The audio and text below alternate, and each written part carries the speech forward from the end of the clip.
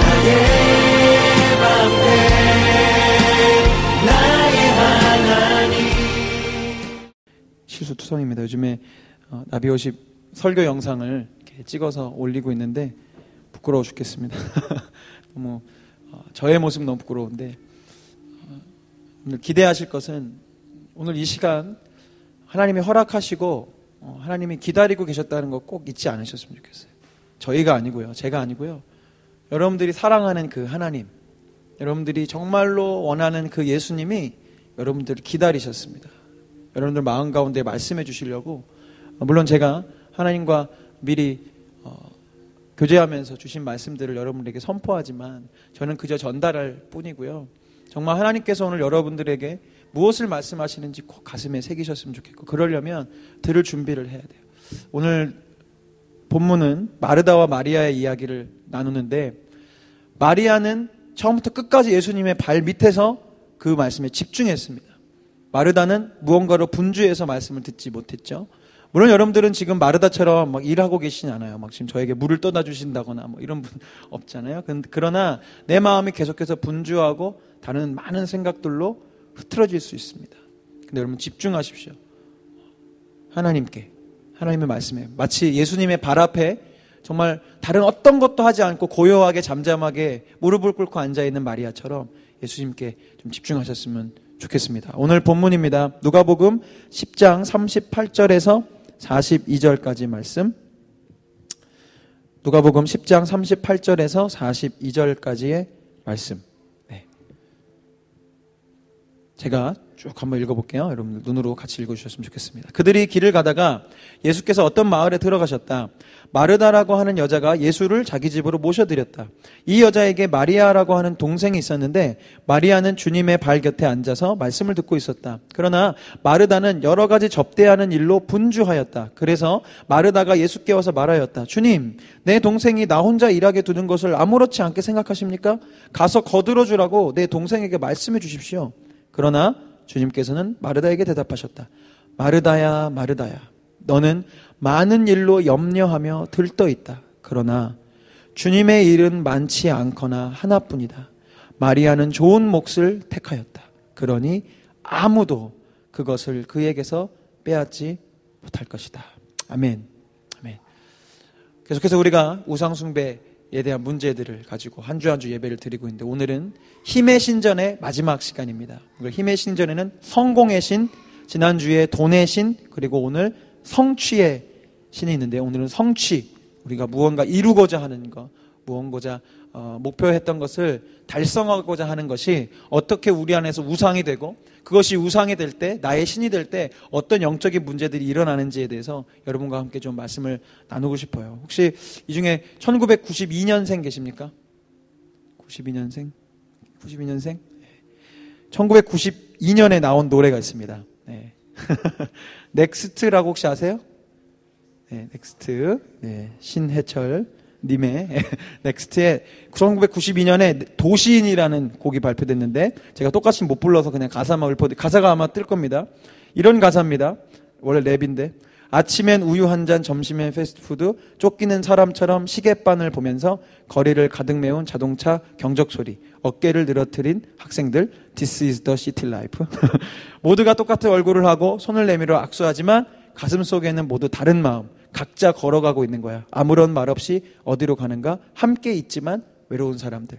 그 다음 2절 가사가, 어젯밤 술이 덜 깬 흐릿한 두 눈으로 자판기 커피 한 잔, 구겨진 셔츠 셀러리맨, 기계 부속품처럼 큰 빌딩 속에 앉아 점점 빨리 가는 세월들. 그 다음 가사는, 한 손에 휴대전화, 허리에 삐삐 차고, 그때 삐삐가 있었어요.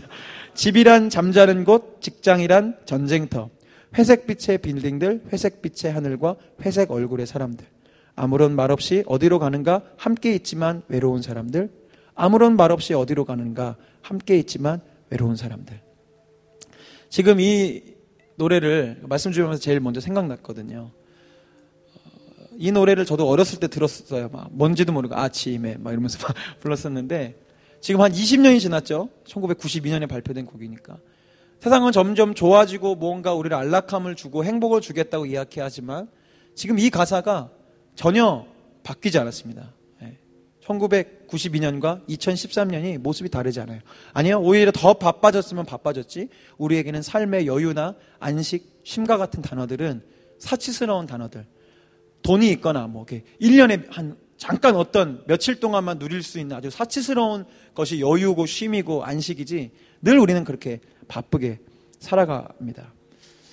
오늘 성취에 대한 이야기를 할 때 바쁘게 사는 것, 그래서 중요한 하나의 내 측정으로 측정치로 좀 두고 싶어요. 내가 얼만큼 성취의 신에 매여 있는지 안 매여 있는지는 내가 바쁘게 사는 것과 연결이 되어 있거든요. 여러분께 좀 질문하고 싶습니다. 여러분 바쁘게 살고 싶으세요? 아니면 안 바쁘게 살고 싶으세요? 네.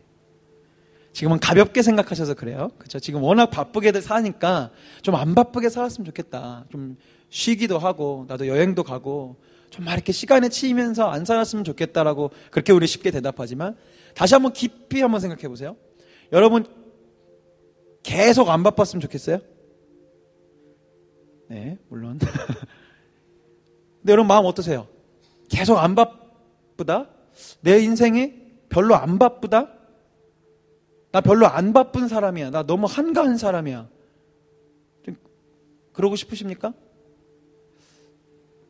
아마 대개의 경우에는 지금 워낙 우리가 바쁘게 살고 있으니까 이런 질문을 하면 안 바쁘게 살고 싶어요 이렇게 대답은 하지만, 만약에 그러면 계속 안 바쁘게 사세요 라고 했을 때 어쩌면 우리는 조바심 낼 수도 있고 무언가 불안해할 수도 있을 것 같아요. 왜냐하면 이 현대사회에서 이제 곧 언급할 성취의 신이 지배하고 있는 이 사회 속에서 한가롭고 여유 있는 삶은 정말 돈이 많은 재벌 3세거나 아니면 백수에 해당되기 때문에 그렇습니다.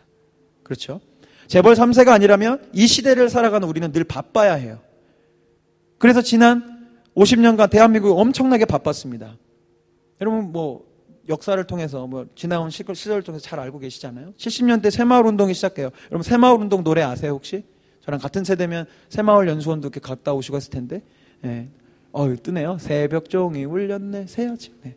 새벽 종이 울렸어요. 새벽부터 열심히 일해야 됩니다. 새벽부터 열심히 일해요. 왜요? 처음에 식구들 입속에 먹을 것을 넣어주기 때문에 바쁘게 움직여야 돼요. 한가롭게 있어서는 내 식구들 입에 밥 한 공기 넣어줄 수가 없기 때문에 열심히 일했습니다. 새벽부터 일어나서 누구는 공사장에서, 누구는 논밭에서, 누구는 직장에서 열심히 뼈 빠지게 일했어요. 간신히 일해서 식구들 먹여 살리기 위해서였습니다. 늘 바빴습니다. 그런데 이제 어느 정도 먹고 사는 문제가 해결됐는데 어떻게 또 사람들이 바빠지냐면, 이제는 그냥 먹는 게 필요한 게 아니에요. 더 좋은 거, 더 예쁜 것들을 자식에게 먹이고 입히고 싶어졌기 때문에 바빠집니다. 이제 더 좋은 것도 먹고 입고 했는데 의식주가 잘 더 풍성하게 해결됐는데 계속 바빠요. 왜 그럴까요? 이제는 먹고 살만하니까 뭘 해야 돼요? 문화생활 해야 돼요. 우리 자식들, 그리고 스스로도 무언가 문화적인 활동들, 취미 활동들, 내가 나를 즐겁게 할 수 있는 일들을 하기 위해서 우리 바쁘게 살아갑니다. 자식들 좋은 대학 보내기 위해 계속 바쁘고요. 그 자식들 그 좋은 대학을 간신히 나왔지만 또 좋은 직장 들어가기 위해서 바쁩니다. 그 바쁘게 직장 다니는 자식 결혼시키려면 부모님은 여전히 바빠야 합니다. 그리고 그렇게 바쁘게 큰 자식이 결혼을 하고 자녀를 낳으면 다시 부모 노릇을 하면서 부모 세대가 겪었던 그 바쁨보다 훨씬 더 많은 바쁨들. 왜요? 자식들에게 좋은 교육 시켜야 되고 남들이 시키는 거, 남들이 보내는 학원 다 보내야 되니까 계속 바쁘게, 죽는 그 순간까지 바쁘게 살아갈 수밖에 없는 것이죠.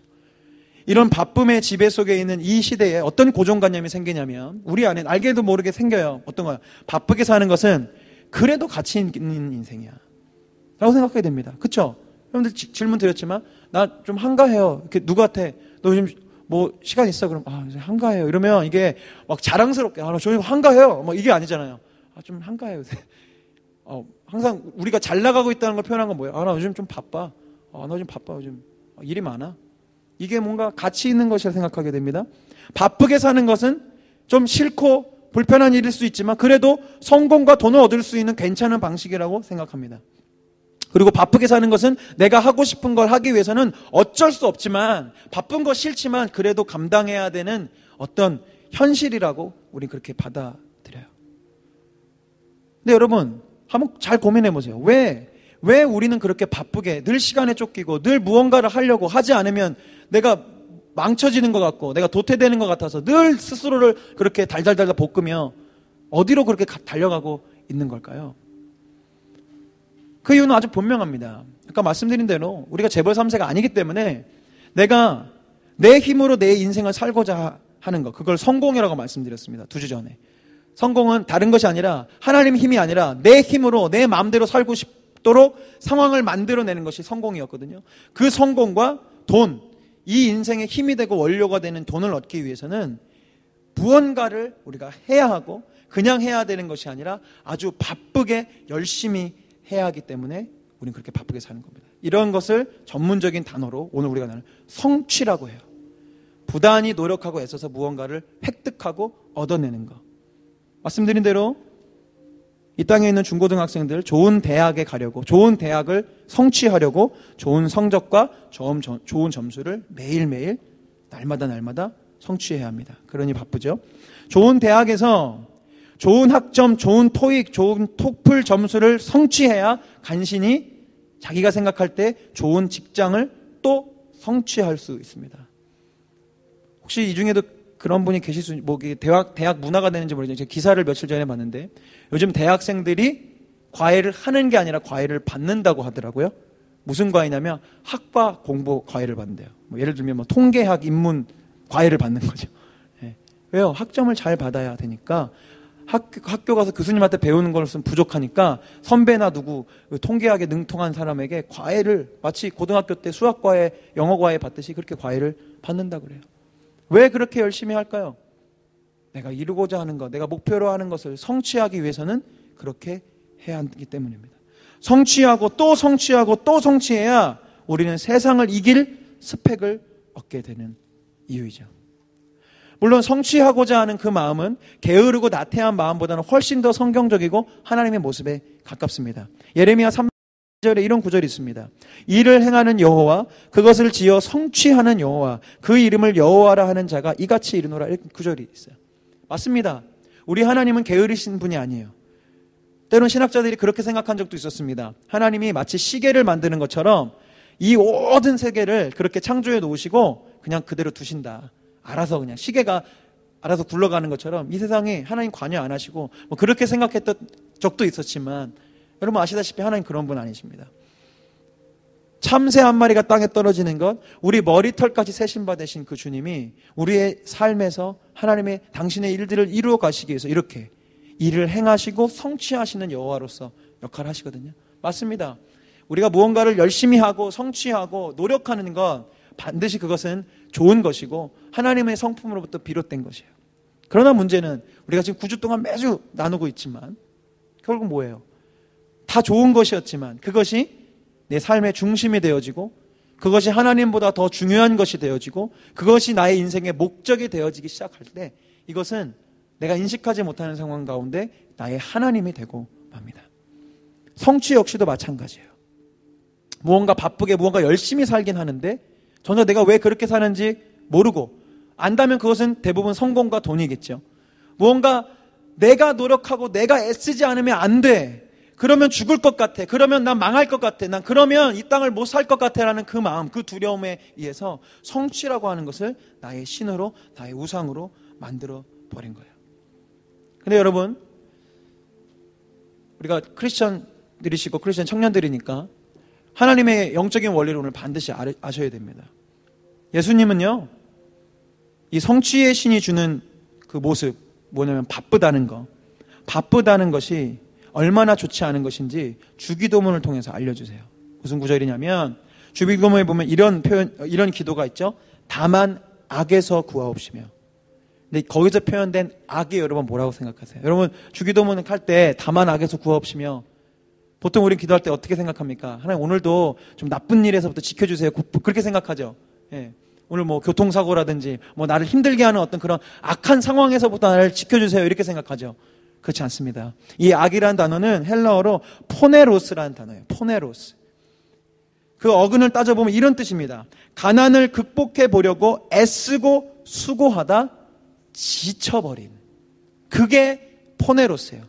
다만 포네로스에서 구하옵시면 뭐냐면 가난을 극복하고자. 근데 그 가난이라는 건 정말 너무 힘든 게 아니라 무언가 내가 더 얻으려고 더 애써보고 힘쓰다가 지쳐버린 거.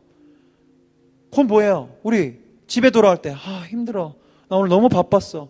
오늘 너무 지쳤어. 그렇게 얘기하잖아요. 왜요? 하루 종일 바빴잖아요. 결국은 표현해보면 다만 이 바쁨 속의 지침, 바쁨을 통한 이 지침에서 나를 구해주세요라는 기도가 된다는 거예요. 주님이 말씀하시는 악은 하나님을 의지하고 바라보며 주어지는 평안함, 그것을 인간이 누려야 되는데 자기 힘으로 아등바등 바쁘고 분주하게 스스로를 지쳐버리게 만드는 그 악을 말씀하신다는 것입니다. 그래서 우리는 악에 빠지지 않게 기도해야 돼요. 우리 나눔 질문에도 있지만 여러분, 물론 살다 보면 바쁠 수 있습니다. 바쁜 상황들이 몰려올 수밖에 없어요. 그러나 여러분들 기억하셔야 돼요. 바쁜 건 하나님이 디자인하신 것이 아닙니다. 절대로. 이따가도 설명했지만 미리 말씀드리면 하나님께서는 이미 안식일을 제정하시고 스스로도 일하시는 분이셨지만 분명히 안식과 쉼과 여유로움과 평안 가운데서 일하셨어요. 한 번도 예수님은 그 바쁜 공생의 사역을 하시면서도 분주하거나 무언가 이렇게 시간에 쫓기거나 바빠서 지치신 모습은 찾아볼 수 없습니다. 하나님은 그렇게 일하시지 않아요. 예수님은 그런 모습을 우리에게 보여주지 않으셨어요. 여러분들 이걸 잘 생각하셔야 됩니다. 그저 바쁘게 사는 것이 내가 잘 살고 있다, 내가 가치 있게 살고 있다, 내가 열심히 살고 있다, 난 그러므로 무언가 되겠지라고 그냥 무턱대고 생각하시면 성취의 신이 여러분들의 마음을 빼앗아가요. 어떻게 뺏어가는지 세 가지 차원으로 좀 보고 싶습니다. 첫 번째, 성취의 신은 우리를 분주하게 만들어서 예수님께 집중하지 못하게 합니다. 이게 뜨죠? 성취의 신은 우리를 분주하게 만들어서 예수님께 집중하지 못하게 해요. 오늘 본문에 등장하는 마르다입니다. 아주 바빠 죽어 미칠 듯이 바쁜 사람 한 명 나오죠. 그리고 아주 여유로운 사람 한 사람이 나와요. 마리아입니다. 지금 그 나사로, 여러분들 성경에 보시면 죽었다 살아난 그 나사로가 오빠고 마르다, 마리아 이렇게 3남매 집이거든요. 그 집을 예수님 그 제자들 무리들이 지나가시는데 마르다가 초청했어요. 모셔드린 겁니다. 38절에 보면 마르다가 초청해서 예수님이 그 집에 온 거예요. 39절에 보면 마리아는 바로 주님의 곁에 앉아 말씀을 듣고 있습니다. 그런데 마르다는 여러 가지 접대하는 일로 분주했다라고 기록되어 있어요. 지금 마르다는 자신이 정작 초대해 놓고선 본인 스스로는 말씀을 듣는 자리에 가지 못합니다. 왜요? 너무 바빴어요. 제자들과 예수님이 먹어야 될 것, 마셔야 될 것을 혼자 막 준비하고 있었던 모양입니다. 처음엔 스스로도 예수님의 말씀을 듣고 싶어서 당연히 초청했겠죠. 예수님 밥 해드리려고 초청했겠어요, 설마? 그죠? 말씀도 듣고 뭔가 예수님으로부터 그 하늘의 위로를 받기 위해서 초청을 한 겁니다. 그런데 이제는 목적이 바뀌었어요. 예수님을 대접해야 돼요. 예수님을 만족시켜야 돼요. 무언가를 내가 해야 해요. 예수님의 이 무리들이 실족하지 않도록 내가 무언가를 부단히 애써야 되겠다는 생각이 들어오기 시작했어요. 그러자 예수님을, 정작 그렇게 노력하는 대상이었던 예수님을 잃어버렸습니다. 세상 사람들과 똑같이 우리 크리스천들도 무척 바쁘게 살아갑니다. 말씀드린 대로 이 현대사회에서 우리가 살아가려면 바쁘지 않을 수가 없어요, 사실은. 그렇죠. 근데 여러분 그런 경험 많지 않으세요? 아침에 하루를 시작하면서 아니면 이렇게 은혜 받고 나면 내가 내일부터는 정말 하나님께 기도 시간도 갖고 좀 큐티도 하고 하나님과의 친밀한 관계를 유지하기 위해서 이 받은 은혜를 내가 지속하기 위해서 어떤 시간들을 갖겠습니다. 막 그런 각오들이 생겨요. 근데 어떻던가요? 이렇게 의욕을 갖고 하루를 출발하지만 집에 돌아오게 되면 예수님과 시간을 보내는 그 일은커녕 기억조차 하지 못하고 피곤하고 지쳐서 그저 집에 돌아오게 될 때가 있지 않습니까? 제가 그래요. 제가 사역자로서 예배 인도자로서 가장 중요하게 생각하는 것은 개인적인 예배, 즉 큐티를 굉장히 중요하게 생각하는데 그렇게 중요하게 생각하는 저 스스로도 사역이 많고 당장 해야 할 일들이 마구마구 몰려올 때가 있습니다. 정말 물리적으로 막 바쁘게 될 때가 있어요. 그때 제가 제일 먼저 패스하는 게 뭔지 아세요? 큐티와 기도 생활입니다. 큐티는 하긴 해요. 율법적으로 합니다. 그냥 빨리 읽는 거예요. 괜히 마음속에 오래된 습관이 만들어낸 그런 깨름칙함이라고 할까? 근데 그건 진정으로 큐티한 게 아닌 걸 제가 알고 있습니다. 일단 설교 준비부터 하고, 일단 선곡부터 하고, 일단 이것부터 하고, 저것부터 하고, 그러다 보면 정말 순수하게 주님과 이야기 나누고 주님의 그 안식과 평안함을 누릴 수 있는 시간을 그 바쁜 일정들 때문에 다 빼앗기게 돼요. 그래서 우리가 여담이지만 그래서 평소에 큐티의 훈련이 굉장히 중요합니다. 내가 하나님과 개인적인 시간을 갖는 것. 왜 그런지 아세요? 아까도 말씀드렸지만 예수님은요 이렇게 객관적으로 보면 굉장히 바쁘셨던 것 같아요. 막 사역을 다니시면서 늘 많은 사람들이 몰려오고 이제 좀 쉬시려고 막 배를 타고 건너편까지 갔는데 거기도 쫓아오고 많이 바쁘셨죠. 근데 여러분들 성경을 읽어보시면 예수님이 막 바빠서 힘들어하고 바쁘니까 이제 그만, 이제 병자들은 이제 그만, 가르침은 이제 그만, 그렇게 하신 적 있던가요? 아니죠. 주님은 오시는 그대로 다 치료해 주시고 하나님 말씀 원하는 사람들, 지금도 보면 예수님이 쉬러 가신 게 아니잖아요. 마르다 집에 가셔서 또 그냥 앉아서 음식 주는 것만 드셔도 되는데 또 말씀하기 시작하고. 왜요? 하나님이시니까 이 안타까움들이 오만한 거예요. 이 인생들을 향한. 그래서 계속해서 사역하셨습니다. 바쁘셨겠죠. 그러나 우리가 볼 땐 바쁘지만 예수님은 바쁘지 않으셨어요. 분주함에 쫓기지 않으셨어요. 왠 줄 아세요? 주님은요, 새벽 미명에 아직 해가 뜨지 않은 시간, 즉 본인이 바빠지고 분주해지기 그 이전에 하나님과 긴밀한 교제를 갖는 시간을 당신이 하나님이시면서도 포기하지 않으셨어요. 왜요? 그 시간을 통해서 그분은 안식을 누리셨고, 그 시간들을 통해서 분주함과 어떤 성취 때문에 살아가는 것이 아니라 하나님을 위해서, 하나님의 나라를 위해서 자신의 인생을, 하나님이시였던 그 예수께서 자신의 인생을 드려야겠다고 날마다 자기 스스로를 정돈하고 하루를 시작하셨기 때문에 분주함 가운데 치이며 사시지 않았습니다. 그러나 우리는 어떻습니까? 이미 우선순위가 뒤바뀌어 있어요. 일단 돈부터 벌어야 되니까 바쁘게, 일단 체면부터 지켜야 하니까 이 일 먼저 해야 되고, 일단 하고 싶은 것부터 하고 나니까 시간이 없죠. 예수님 만날 시간이 없어요. 게다가 삶의 목적도 뒤바뀌어 있어요. 예수님 때문에, 하나님 때문에 사는 인생이 아니라 돈 때문에 살고 내 인생 내 마음대로 하려고 하다 보니까 당연히 바쁘게 살아서 주님을 잃어버린다 할지라도 별로 그것이 위험한 문제인지 생각하지 못한다는 것입니다. 여러분 잊지 마세요. 여러분 이거는 물리적으로도 여러분 우선순위가 헝클어져 있고 삶의 목적이 뒤바뀌어 있으면 여러분 엄청 바빠질 텐데, 그렇게 바쁘게 살면 예수님 놓칩니다. 마르다처럼. 세상에 예수님이 집에 있는데도 예수님의 말씀을 듣지를 못해요. 그게 우리가 될 수 있어요.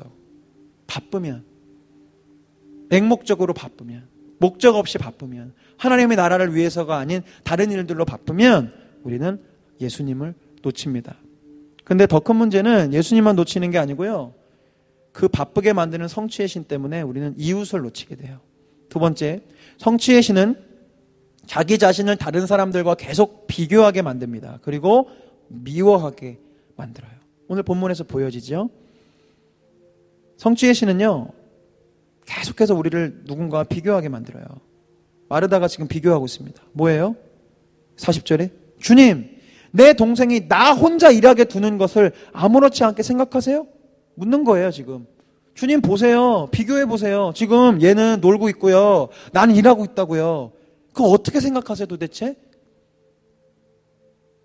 가서 거들어주라고 제 동생에 말씀 좀 해주세요. 화가 단단히 난 거예요. 그쵸? 화가 안 났고 정말 같이 일 돕고 싶으면 이랬을까요? 툭 치면서 야 마리아 좀 도와줘 이랬을 텐데 지금 화가 난 거야. 예수님한테 예수님 얘 보고 일 좀 하라고 하세요. 이렇게 지금 막 분노가 나고 막 화가 난 겁니다. 마르다가 점점 본질을 잃어가고 있어요. 예수님 왜 초청했을까요? 예수님 왜 모셨을까요? 근데 이제는 마리아까지 예수님 발밑에 못 있게 하려고 얘 같이 일하게 해요. 이렇게 되어지고 있단 말이에요. 무서운 분노가 친언니인 마르다로부터 흘러가고 있습니다. 이렇듯 성취의 신이 우리 마음 가운데 우상이 되고 나의 신이 되기 시작하면 우리는 이웃을 사랑하는 법을 상실해버려요. 구체적으로는 세 가지 차원으로 그 사랑을 잃어버립니다. 첫 번째는요, 자기 기준에 맞지 않는 다른 사람에게 불평, 불만, 분노합니다. 마르다의 경우입니다. 자기가 성취의 이 욕구가 차려있고 성취의 신이 있기 때문에 자기의 목적이 있고 목표가 있고 그림이 있거든요. 이대로 같이 함께 동역하거나 함께하는 사람들이 따라와 주지 않으면, 소위 말하면 그러니까 나는 일하고 있는데 쟤는 놀고 있는 것 같고 나는 애쓰고 있는데 쟤는 별로 애쓰지 않는 것 같으면 저 대상을 향한 분노와 불평과 비난의 마음들이 계속 생깁니다. 미워 죽겠는 거죠. 왜 나만 해? 그러니 성취의 신의 마음 가운데 있는 그 공동체, 그 안에는 하나 되지 못합니다. 서로 사랑하지 못해요. 그렇기 때문에 대인관계도 사랑이 아닌 성취의 정도에 따라 맺으려고 자꾸 하는 거죠. 사랑이 아니라. 그래서 지난주 말씀드린 대로 회사든 교회든 자꾸 돈으로 사람을 쓸 수밖에 없는 이유가 사랑하면서 서로 섬겨야 되는데 무언가를 성취하고 결과를 만들어야 되니까 사랑 갖고는 안 되는 거예요. 돈 주고 결과에 대한 대가를 지불하든지 뺐든지를 해서 어쨌든 일들이 이루어지게. 그 공동체에는 사랑은 없습니다.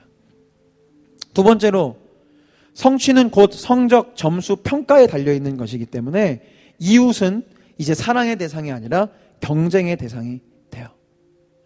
지난주 주일 월요일 저희 나비 스태프들이 MT를 갔습니다. 우리 학예 MT 하반기 사역을 잘 준비하기 위해서 서로 친교하는 시간을 가졌는데 가면 꼭 게임을 해요. 이렇게 단체 공동체 게임을 하는데 게임을 진행하는 우리 형제님이 1등 팀만 점수를 주시더라고요. 저희 조가 2등, 3등 되게 많이 했는데 1등만 줘요. 그쵸? 이 세상은 어떤 세상이에요? 1등만 기억하는? 네. 참 좋은 세상 아닙니까? 1등만 기억합니다. 마찬가지죠. 세상 사람들은 1등만 기억해요. 1등만 그 다음 스텝을 밟을 수 있어요. 꼭 한 명의 1등이 아니어도 1등에 해당되는 그 그룹에 속하지 않으면 나머지는 다 그 다음 단계로 올라가지 못하게 다 만들어 놨습니다. 저희 아내가 고등학교 때 그 노래 선교단을 했는데 한 얘기를 해주는 걸 듣고 제가 나눈 얘기인데 거기 지도 선생님이 서울대 성악가 출신이시고 여러분 잘 아는 그 조수미 씨랑 같이 동기래요. 근데 그런 얘기를 하더래요. 이 예술계에서 정말 그 높은 자리에 올라가기 위해서 누군가를 밟아야 되고 누군가를 무너뜨려서 그 자리에 올라가는 게 크리스천인 자기로서 그걸 너무 도저히 할 수 없어서 자기는 멋진 성악가가 되는 길을 포기하고 아이들을 가르치는 학교 음악 교사가 되기를 마음먹었다고. 그렇습니다. 그리고 더불어 이런 얘기도 하더라고요. 조수미 씨가 참 실력도 좋고 노래도 너무 잘하고 하지만 주변에 친구가 없대요.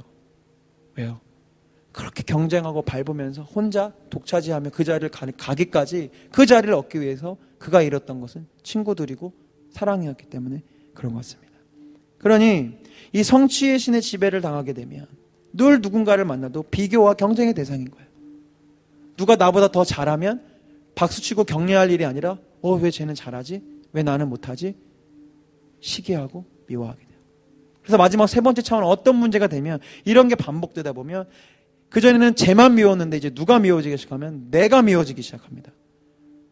내 기준대로 쟤보다 못하고 있는 내 모습을 보면서 스스로 자괴감에 빠지고 스스로 절망하게 되고 이런 상황을 준 하나님에 대한 원망과 비난이 생겨지기 시작합니다. 여러분들 학생들 자살 많이 하잖아요. 그렇죠? 한번 대답해 보세요.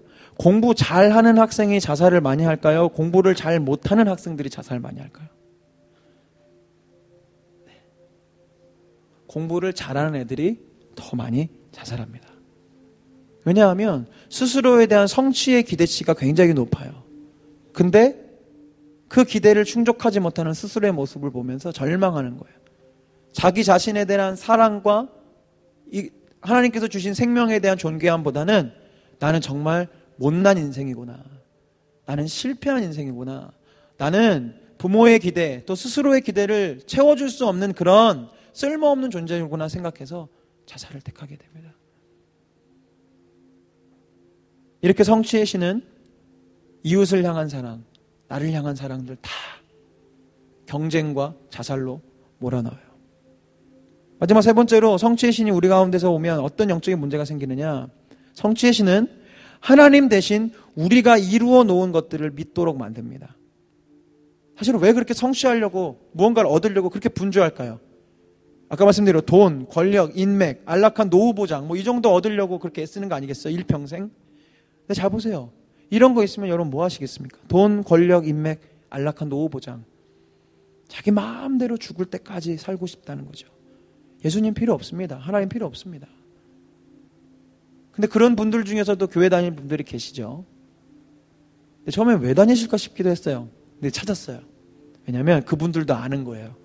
이 돈과 안락한 노후 보장으로도 해결되지 않는 문제. 영생의 문제. 그리고 불치병. 돈으로 해결할 수 없는 문제가 분명히 있다는 것을 알고 교회 오시는 것 같아요.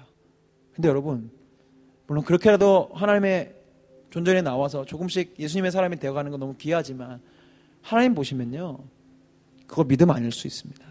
하나님 우리가 전적으로 신뢰하길 바라세요. 그렇죠? 돈 있고 뭐 다 있어요. 권력도 있어요. 힘 있어요. 그런데 천국 가는 문제 몇 개, 뭐 불치병 몇 개 때문에 내가 주님을 의지해. 그럼 이 사람은 부분 의존입니다. 누군가는 그래도 교회 나오는 그를 칭찬할 수 있지만, 글쎄요, 제가 하나님의 말씀에 비추어 봤을 때 이것만큼 많은 다신교가 있을까요? 돈도 믿고 권력도 믿고 노후보장도 믿고 천국 가야 되니까 예수님도 믿고, 그거 아니겠어요? 주님은 우리가 부분 의존이 아니고 전적으로 의존하기를 원하고 계십니다. 그런데 성취의 신이 여러분들을 만들어갈 때는 어떻게 만들어가면 하나님을 전적으로 신뢰하지 못하게 만들어요. 야, 하나님 믿는 걸로 너 인생 살 수 있어? 하나님 믿는 것으로 너 될 것 같아? 아니야. 너 열심히 해야 돼. 너 이루어 놓은 게 있어야지. 너 스펙 쌓아놔야지. 너 안 그러면 끝나. 성취의 신이 계속 우리에게 그렇게 만들어냅니다. 사랑하는 여러분, 왜 우리가 우리 속에 있는 성취의 신을 경계하는지 다시 한번 정리해 볼게요. 첫 번째, 이 세상은 무언가를 성취해야 먹고 살 수 있다고 가르쳐요. 그렇죠? 그렇죠? 네. 오늘따라 굉장히 여러분 멀리 계시면 그래서 무언가를 성취하려면 바쁘게 살아야 한다고 가르칩니다. 그래서 우리가 바빠지게 됩니다. 그러면 첫 번째로 바쁘게 사느라 예수님을 놓치고요. 두 번째, 바쁘게 살느라 이웃을 놓치고요. 이웃을 어떻게 놓치냐면 누군가 비교하고 미워하게 되고 누군가를 경쟁 상대로만 보게 되고 그러다가 자기 자신까지 미워하게 됩니다. 그리고 마지막으로 그렇게 바쁘게 살면서 성취한 것들을 의지하느라 하나님을 전적으로 의지하지 않는 상황에 놓여요. 즉 성취의 신은 그저 우리를 바쁘게 만들어서 분주하게 만들어서 정신없게 만들어내는 그런 단계의 신이 아니고 굉장히 여러분들의 영적인 것을 많이 망가뜨릴 수 있는 좀 센 신이에요. 실제한 신은 아니지만 성취의 신은. 왜냐하면 하나님에 대한, 이웃에 대한, 그리고 스스로에 대한 사랑을 아예 제로로 만들어 버릴 수 있는 힘이 성취의 신에 있어요. 이거 아주 끔찍한 일입니다. 그래서 여러분 말씀을 듣게 된 거 하나님께 감사해야 됩니다. 남은 인생 여러분들이 무언가를 성취하려고 무언가를 얻기 위해 바쁘게 사는 게 아니라 이제 내가 뭐 때문에 무엇을 위해 어떻게 살아가야 되는지 오늘 듣게 되기 때문에 그래요. 마리아를 바쁘게 좀 만들어달라는 요구를 마르다가 하잖아요. 쟤도 좀 같이 일하게 해주세요. 주님, 이게 될 모습이니까 언니는 이렇게 고생하는데 동생이 일 하나도 안 하고 지금 예수님 발 앞에서 지금 얘기 듣고 있는 게 이게 말이 됩니까? 좀 공의롭게 공평하게 좀 구조 좀 바꿔주세요. 이렇게 요청하는데 예수님이 마르다에게 돌직구를 날리십니다. 이렇게 말씀하세요. 10장 41절 42절입니다. 그러나 주님께서는 마르다에게 대답하셨다. 마르다야, 마르다야. 너는 지금 많은 일로 염려하며 들떠 있어. 그런데 주님의 일은 많지 않거나 하나뿐이야. 마리아는 좋은 목을 선택했어요. 그러니까 그는 아무도 그걸 뺏어갈 수 없어. 아멘? 예수님 뭐라고 말씀하세요? 주님의 일은 많은 일을 하느라 분주하고 들떠있고 이거 하고 저거 하고 있는 거에 달려있는 게 아니라는 거예요. 주님의 일은 많지 않거나 하나뿐이래요. 많지 않거나 하나. 우리는 주님을 위해서 이것저것 많이 하고 이것도 배워야 하고 이것도 저것도 하고 이 봉사도 하고 저 봉사도 해야 되고 막 이렇게 하고 저렇게 하고 막 늘 그렇게 해야 된다고 생각해요. 마르다처럼 예수님을 기쁘시게 하려면 내가 내 노력으로 내 의로 막 이런 것들 해야 된다고 생각합니다. 여러분 그렇지 않습니다. 제 말이 아니고 예수님 말씀하세요. 주님의 일은 많지 않거나 하나예요. 하나. 그 하나가 뭔지 아십니까? 시편 46편 10절 오늘 예배를 시작하기 전에 읽었던 본문이죠. 이르시기를 너희는 가만히 있어 내가 하나님 됨을 알지어다. 내가 문 나라 중에서 높임을 받으리라. 내가 세계 중에서 높임을 받으리라 하시도다. 너희는 가만히 있어. 예수님이 하나님이 여러분에게 말씀하세요.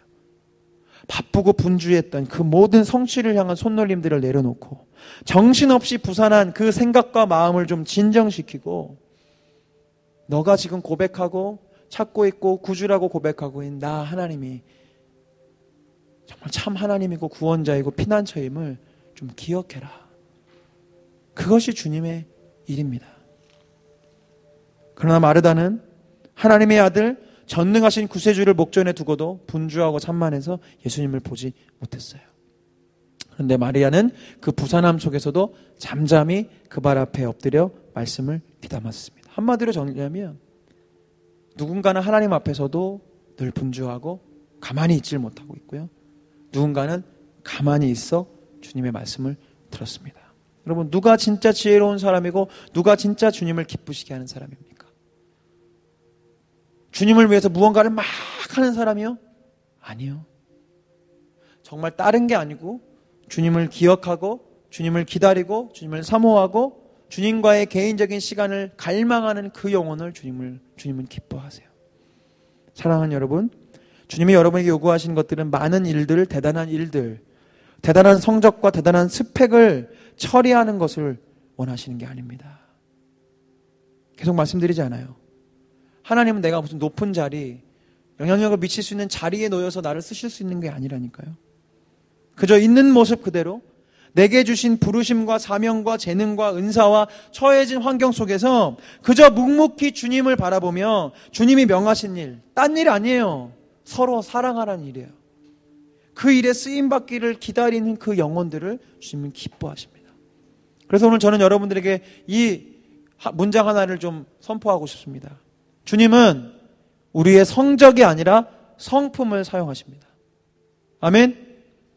세상은요, 여러분의 성적을 사용해요. 그렇지 않아요.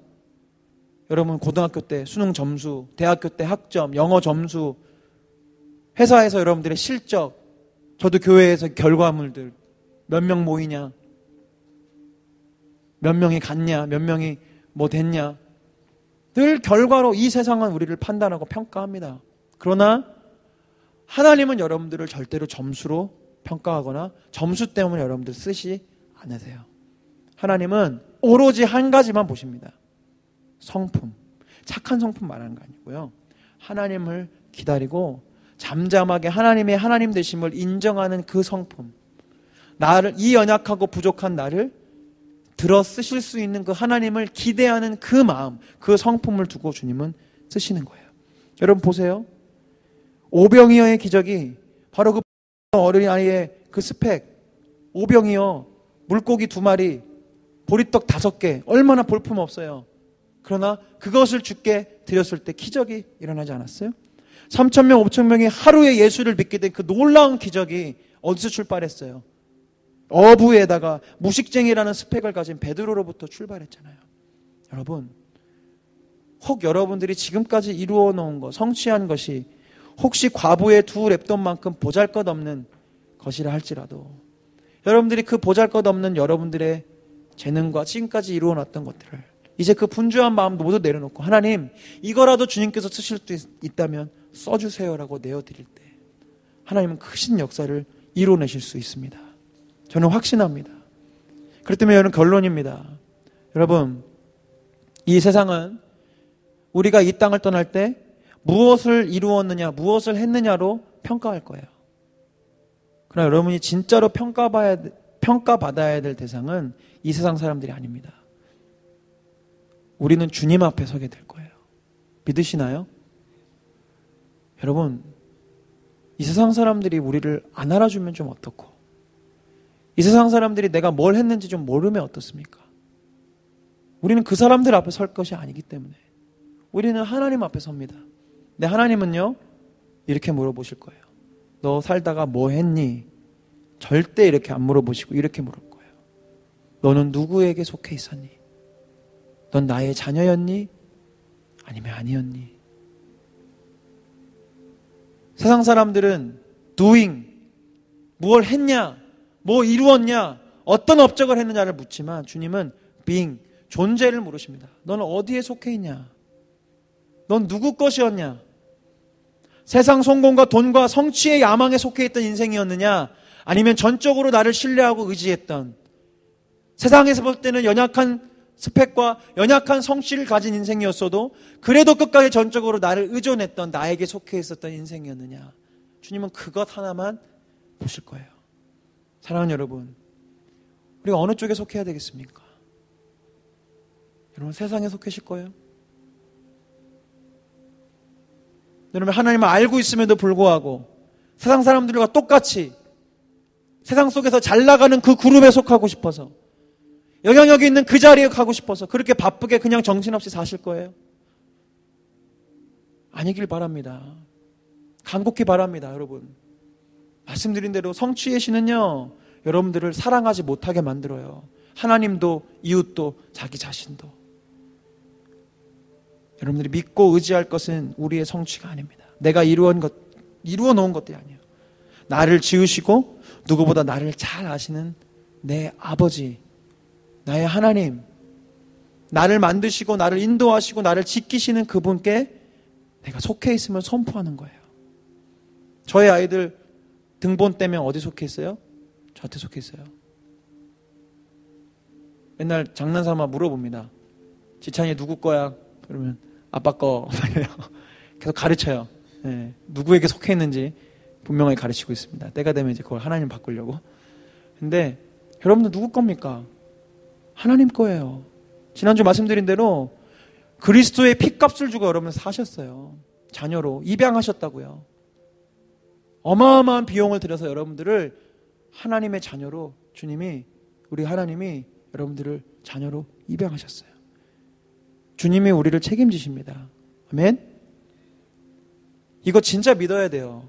이게 안 믿어지니까 우리가 애쓰는 거예요. 뭐 하려고, 뭔가 이루어 놓으려고. 하나님 믿고 있지만 온전히 믿지를 못하니까 뭔가를 내가 돈처럼 저축해 놓는 거예요. 나 이 자격증도 있고 이 점수도 있고 난 이 능력도 있고 저것도 있고 다 쌓아놓고 때가 되면 내가 이거 써야지, 나 이 스펙 써야지, 내가 준비해놨던 거 이거 이제 사용해야지, 그런단 말입니다. 여러분 기억하십시오. 여러분 하나님께 속해 있어요. 하나님 책임지신다고요. 먼저 그의 나라와 의를 구하는 자에게 무엇을 먹을지 입을지 마실지 다 채우신다고 그랬고요. 고린도후서 9장 8절에 보면 하나님이 모든 일을 감당할 모든 은혜들을 허락하신다 그랬어요. 잊으시면 안 됩니다. 내 노력으로, 내 힘으로 할 수 있는 것이 아니에요. 그것은 복음이 아니에요. 내 안에 그분의 셀 수 없고 다 할 수 없는 선하신 계획들이 이루어져 가는 것을 믿고 따라가는 것이 복음입니다. 빌립보서 1장 6절에 이런 구절이 있어요. 너희 안에서 착한 일을 시작하신 이가 그리스도 예수의 날까지 이루실 줄을 우리는 확신하노라. 무엇을 확신해요? 우리 안에서 착한 일을 주님이 시작하신다고요. 여러분 이거 얼마나 귀한 감격입니까? 내가 내 노력으로 내 힘으로 성취하라고 애쓰라고 성취하시는 여러분들에게 말하지만 성경은 지금 뭘 말하냐면 너희가 예수 그리스도를 믿게 됐을 때 예수 그리스도께서 성령, 보혜사 성령의 모습을 여러분 마음 가운데 임하시는데 착한 일을 그 주님께서 시작하신다. 마치 자동차 시동을 걸듯이 주님이 시작을 하셨어요. 그런데 시동만 걸어놓고 주님이 내리셔서 이제 알아서 해, 알아서 열심히 해, 이런 주님이 아니시고요. 그리스도 예수의 날까지, 곧 마지막 날까지, 주님 다시 오실 그날까지 우리를 지키시고 그 일들이 이루어 나갈 수 있도록 우리를 이끌어 가시겠다고 선포하시는 거예요. 할렐루야. 얼마나 감사합니까? 내가 노력할 것, 내가 분주해야 될 것이 혹시 하나 있다면 저는 이렇게 생각해요. 여러분들이 그 주님 바라보는 것, 다른 일로 우리 분주하지 않기를 원합니다. 주님이 하시겠다는데 왜 우리가 바빠야 돼요? 주님이 내 안에서 그 일들을 행하시겠대요. 착한 일들을, 성령의 9가지 열매들을, 예수 그리스도의 형상을 닮아가는 그 거룩하고 귀한 일들을 이제 내 안에서 주님이 하시겠다고, 주님이 성취하시겠다고 하시는데 우리는 도대체 무엇 때문에 그렇게 다른 데서 분주할 수 있단 말입니까? 사랑하는 여러분, 말씀을 마칩니다. 전능하신 하나님이 성령님의 모습으로 여러분 마음 가운데 계십니다. 아멘. 그래서 그분은 여러분들이 생각할 수도 없는 놀랍고도 기이한 계획들을 이미 여러분 가운데 세우시고 그 길들을 인도해 나가실 거예요. 여러분 조바심 내지 마십시오. 두려워하지 마십시오. 여러분들 하나님만 믿으십시오. 하나님이 여러분들을 오늘도 이 하루 살려두셨다면 분명히 목적이 있고 분명히 하실 일들이 있어서 여러분들이 이끌고 가실 거예요.